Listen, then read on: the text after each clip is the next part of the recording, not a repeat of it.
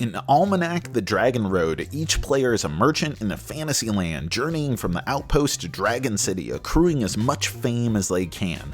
Over 6 rounds, you'll deploy workers to gain and sell goods, acquire and fulfill contracts for points and ongoing boons, gather a host of unique items, and add extensions to your caravan, allowing for more workers, goods, and defense against the troubles along the way. This is a worker placement game where you're playing on the pages of this wondrous almanac, and every round takes place at a different locale with its own unique twist on the worker placement and maybe some individual items that can only be acquired there. And yeah, you have different layouts for different worker placement spots.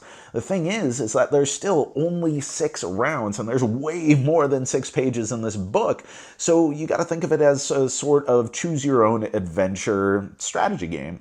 Every game starts here in the outpost, then at the end of the round, a new leader is chosen by a clever closed-fist bidding system where only the winner has to pay, but they only pay up to the amount of the lowest bid, which does a pretty fantastic job of encouraging players to bid big, which, when money is points, it's pretty meaningful. Anyway, after determining the new leader, they select one of 2 new locations to go to, which also marks the scarcity and therefore relative value of the resources on that page.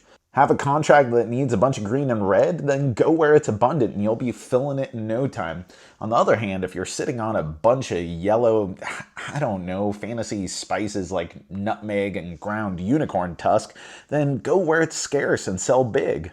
Then you flip the round's encounter card, which usually gives the leader some choice or a fight to pick, comparing the caravan strength plus a dice roll against the encounter strength, with boons for success and banes for failure. These get progressively more and more dangerous because you arrange the deck from the 5 different groups of encounters during setup. Finally, you proceed to the new page and bask in all its glory. And you know what? You might be like me, skeptical at first that a game where every round has a new board with its own unique stuff going on could feel cohesive and strategic, and I was wrong. Generally, each new map has its own restrictions on worker placement, whether it's the inability to place your workers adjacent to another, having to place them further down from your last as you delve into a mine, or having to balance out sides of an island teetering into a bog. But each is just a unique puzzle to frame the same fundamental goals: gather goods, sell for cash, extend caravans, complete contracts. The maps themselves sometimes have unique items to aid in your travels, encourage visits to certain locations, or just give alternate ways of getting points. What really struck me about this game is the delicate balance between strategy and theme. See, this is a whimsical game, right? And it has this wonderful artwork that looks like it's straight out of a gorgeous children's book. And it has all these fantastical locations that have mechanics to reinforce the thematic concepts behind each of those wonderful locales. But at its core, it's actually a pretty dope mid-weight strategy game. Look, in my first 2-player game, we took different approaches. He leaned into caravans, goods, and selling, because at the sale locations, you can sell as many goods for the price listed on the space in one action. Efficient.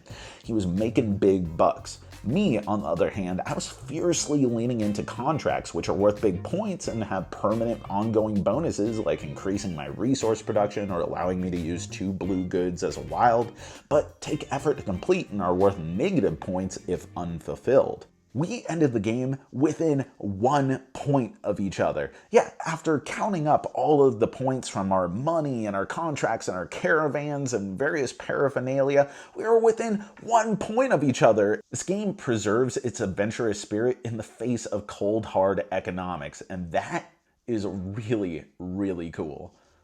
It really strikes a wonderful balance, but like any game, it's not for everyone. Yes, the Almanac looks like a storybook and there are wonderful illustrations and relatively simple rule sets to decipher, but this is a game where every round is a puzzle that can allow you to maximize gain, interfere with opponents, and capitalize on an opportunity.